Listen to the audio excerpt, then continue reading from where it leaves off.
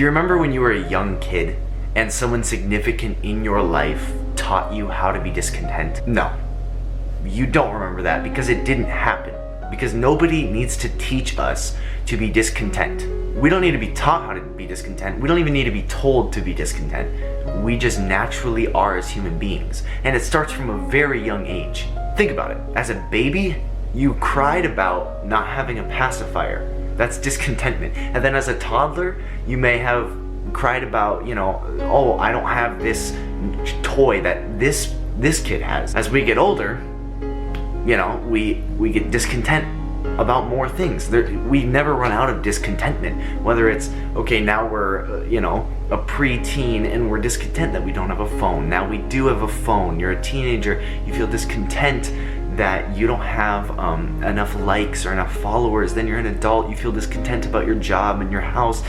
Discontentment is a huge part of life, and it's so easy and it's natural for us to be discontent. Nobody has to tell us. Nobody has to tell us to be discontent or teach us how to be discontent. It's just natural. And the authors of the Bible did not escape discontentment. King Solomon definitely felt discontentment when he wrote the book of Ecclesiastes. You can think of Ecclesiastes like Solomon's journal. It's him, he wrote it when he was very old. It was very late in his life. And it's like he's looking back on his life and seeing what was a waste, but also what wasn't a waste and what he did right. Solomon was known as one of the wisest men ever.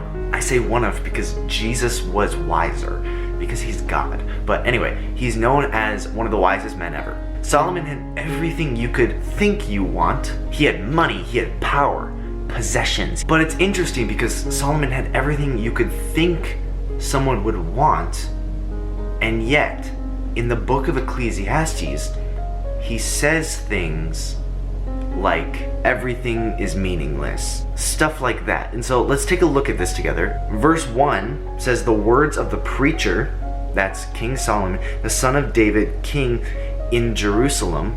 So going into verse 2, keep in mind Solomon has everything you could think you want, but he gives us this gem of encouragement. Vanity of vanities, says the preacher. Vanity of vanities, all is vanity. That's some encouraging stuff. But it's interesting that he says this when he has everything you could think someone would want in life. Verse 3, more encouragement.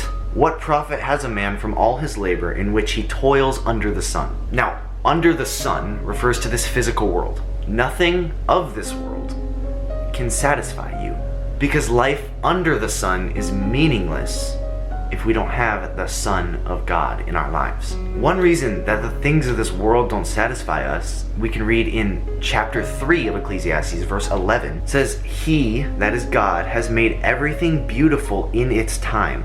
Also, he has put eternity in their hearts, except that no one can find out the work that God has done from beginning to end. God has put eternity in your heart, and he's put it in my heart. This world is obsessed with the pursuit of happiness, but you cannot find happiness, or joy for that matter, by pursuing it in and of itself.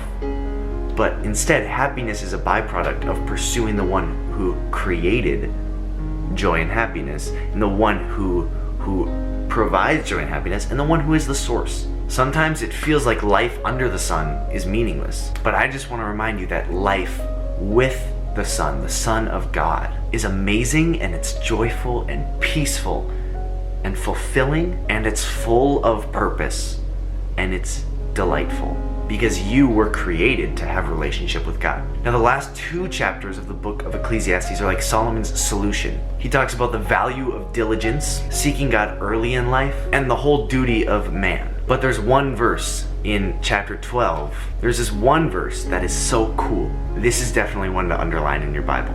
This is verse 12, verse 11, chapter 12, verse 11. The words of the wise are like goads, though that's a sharp tool to keep sheep and cattle walking in the right direction.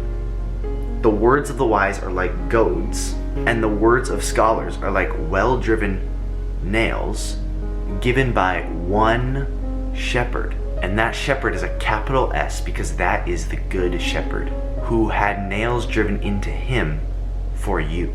Jesus said, I have come that they may have life and have it more abundantly. Jesus did not come into this world to condemn the world, but that the world might be saved through him. Do you ever feel like life is meaningless? King Solomon felt that too.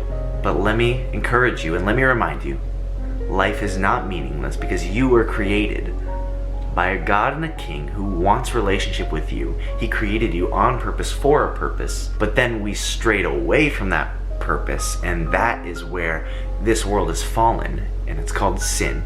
We disobeyed God, and God is just, so he has to punish lawbreakers, but God is so rich in mercy, so he sent his one and only son, Jesus, and Jesus took our sin. 2 Corinthians says, he who knew no sin became sin, so that we might become the righteousness of God.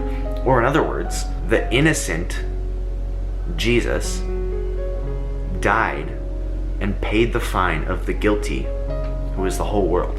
And he did this so that we may be redeemed through him. And not only does he forgive us and redeem us, but he actually gives us his righteousness. In other words, we give him our rap sheet and Jesus gives us his resume. And Jesus desires to redeem you. Ephesians 1:7 says, in him we have redemption through his blood, the forgiveness of sins according to the riches of his grace. It's one of my favorite verses in the Bible. So if you feel like life is meaningless, I want to remind you, you have meaning because you were created by the King of Kings and the Lord of Lords, the one good shepherd who created you and gave you purpose and meaning. And Jesus died for you to redeem you and to save you. Turn to him today. Luke 15, the story of the prodigal son, that is the message of Jesus. We all went astray like the prodigal son. Just run to him. Just turn to him today before it's too late. If you call on the name of the Lord, you will be saved. Believe in Jesus. Put your trust in him. The whole Bible is about Jesus. It's about God's redeeming story and how he's redeeming this world.